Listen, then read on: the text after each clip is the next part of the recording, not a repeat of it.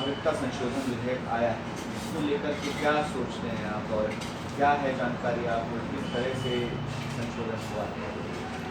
देखिए, जिस तरह से अभी ये लोकसभा के अंदर ये बिल को जो लाया गया है, अभी इसकी पूरी चीज़ें तो हम लोगों ने पढ़ी नहीं है और सामने आई नहीं है, लेकिन जितना पता हुआ है, जितना मालूमात हुई है, उसमें देखकर ये लगता है कि देखिए, मेरा कहना ये है कि जो सरकारों को सबसे पहला जो उद्देश्य होना चाहिए वो इंसाफ होना चाहिए।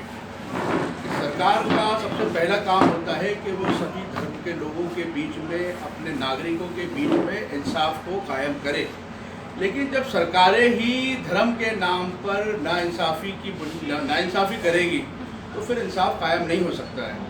अभी आप ये बिल देख रहे हैं कि इसके अंदर ये प्राय उसमें लाया गया है कि तकरीबन 6 धर्मों को उन्होंने लिया है। उसमें हिंदू हैं, सिख हैं, जैन हैं, बौद्ध हैं, कि जो भी लोग जो हैं बाहर से आएंगे उनको हम जो है नागरिकता देंगे। तो आप नागरिकता देने की बात करते हैं और उसमें ख़ास तौर पे सिर्फ मुसलमानों को छोड़ दिया जाता है, तो यहीं पर शक पैदा होता है कि आप इंसाफ कायम करना नहीं चाहते हैं। अगर आप इंसाफ कायम करना चाहते हैं तो आप ये कहते हैं कि जो भी मजलूम आएगा, चाहे वो कहीं से भी आएगा, हम उन्हें जो है नागरिकता देंगे। इसमें सरकार की जो मंशा है वो दोगलेपन की नज़र आती है सरासर। और इनकी सबसे बड़ी बात ये है कि हम ये देखते हैं कि ये अभी एनआरसी की बात करते हैं, तो आसाम के अंदर जो एनआरसी जो लोगों ने लागू किया था, उसमें आसाम में 15 लाख के करीब जो है गैर मुस्लिम निकल कर आए, 5 लाख के करीब मुसलमान निकल कर आए। तो सीधा सीधा ये चाहते हैं कि उन 15 लाख जो गैर मुस्लिमों को ये नागरिकता देते हैं और 5 लाख जो मुसलमान हैं उनको फिर जो है वो डिटेंशन सेंटरों में डाल दिया जाए और उनको नागरिकता से वंचित कर दिया जाए। अब ये इनका अगला जो कदम है वो ये है कि पूरे देश के अंदर नागरिकता एनआरसी का बिल लाना चाहते हैं। उस एनआरसी के बिल लाने से पहले जो है ये सारी कवायद कर रहे हैं ताकि सिर्फ उसके अंदर मुसलमानों को ही शामिल किया जा सके। तो हमारा कहना ये है कि आपकी बदनीयती यहाँ पे समझ में आती है, सामने आती है, तो फिर आप सीधे सीधे ये क्यों नहीं कहते हैं कि एनआरसी हम जो लाएंगे वो हम सिर्फ मुसलमानों के लिए ही लाएंगे। फिर आप क्यों इतना लंबा चौड़ा खर्चा करना चाहते हैं कि सभी लोगों पे आप खर्च करेंगे, इतना लंबा चौड़ा प्रायोजन करेंगे। आप कह दीजिए कि हम तो सिर्फ जो है डॉक्यूमेंट मुसलमानों से ही मांगेंगे, अब किसी को डॉक्यूमेंट देने की ज़रूरत नहीं है, मुसलमान ही अपने डॉक्यूमेंट्स पेश करें और बाकी कोई पेश ना करे और सब अपने रहें। तो इससे ये समझ में आता है कि सरकारों की मंशा जो है वो बदनीयती की है, इंसाफ करने की नहीं है। वरना होना ये चाहिए कि मजलूमों की अगर ये बात करते हैं तो मजलूम तो म्यांमार से भी आ रहे हैं, मजलूम जो है जुल्म ज़्यादती चीन से भी हो रही है और जुल्म जो है श्रीलंका से भी लोग बाहर से आते हैं, उसमें सब शामिल हैं। तो आपने सिर्फ अफ़गानिस्तान, बांग्लादेश और पाकिस्तान का नाम लेकर आप जो है लोगों को आप नागरिकता देने की बात करते हैं, तो आपका इसमें इंसाफ कायम नहीं हो रहा है। तो हम इस बिल का जो है पुरजोर विरोध करते हैं, मजम्मत करते हैं और सरकार से हमारी गुजारिश है कि इसको आप दूसरे नज़रिए से देखें और इसको वापस लें।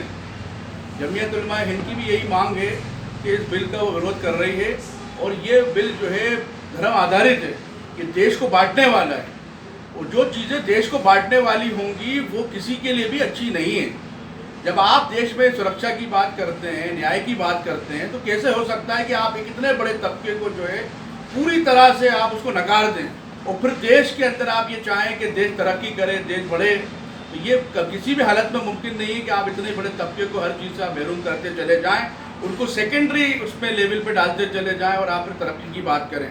अगर देश की बात करते हैं तो कोई भी कानून देश के अंदर लाएं तो वो कानून ऐसा होना चाहिए कि सबके लिए बराबरी का कानून हो, सबकी हक की बात करता हो। कोई गलत हो तो वो कोई भी हो गलत है, कोई सही है तो कोई भी हो सही होना चाहिए। आप देख रहे हैं कि इस तरह से तो ये होगा कि जो बाहर की आप शरणार्थी की बात कर रहे हैं तो ये तो बांग्लादेश और जो पाकिस्तान के लोग उनके लिए तो बहुत आसान हो जाएगा कि वो कहेंगे कि ठीक है, किसी भी हिंदू को वहाँ से भेजेंगे वो और कहेंगे कि जाइए आप तो नागरिकता ले लीजिए जुल्म ज़्यादती की बुनियाद पर और काम हमारा करिएगा। ये आप किस तरह के रास्ते खोल रहे हैं? फिर तो आप ये करेंगे कि ये तो आप मतलब शख्सी बुनियाद पर देख ही नहीं रहे। कितने लोग आप देखते हैं कि उसमें मुसलमान भी होते हैं, गैर मुस्लिम भी होते हैं जो उसमें सामने आते हैं जासूसी करते हुए। तो आप तो पहले ही कह रहे हैं कि नहीं हम सबको दे देंगे नागरिकता। तो सरकारों को इस बारे में फिर से सोचना चाहिए कि इंसाफ की बुनियाद पर और धर्म के आधार पर नहीं, इंसाफ की बुनियाद पर किसी को भी आप पहले से मौजूद है कानून, अगर आप किसी को शरण देना चाहते हैं तो क्या हिंदुस्तान में पहले से कानून मौजूद नहीं है? क्या शरण नहीं दी जाती है?